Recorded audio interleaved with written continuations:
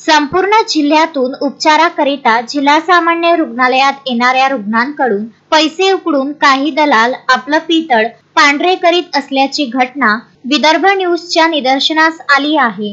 ग्रामीण भागातून येणाऱ्या नागरिकांना आरोग्य सुविधाबाबत कुठलीही माहिती नसताना आम्ही तुम्हाला संपूर्ण औषधोपचार करून देतो, डॉक्टरांना बोलावून तपासणी करून देतो वगैरे भूल थापा देऊन त्याच्याकडून 1000 रुपये उकळत असल्याची माहिती विदर्भ न्यूजला मिळाली। त्यानुसार जिल्हा सामान्य रुग्णालयातील संबंधित रुग्णांची भेट घेऊन चौकशी केली असता नाव न सांगण्याच्या अटीवर रुग्णांनी माहिती दिली। जिल्हा सामान्य रुग्णालयातील कर्मचारी लाचखोरीत पकडला।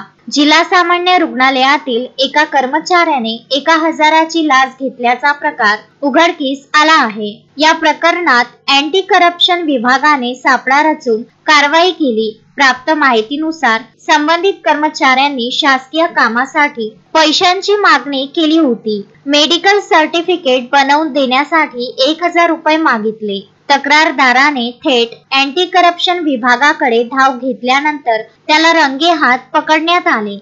अर्चना रक्षे, विदर्भ न्यूज, अमरावती।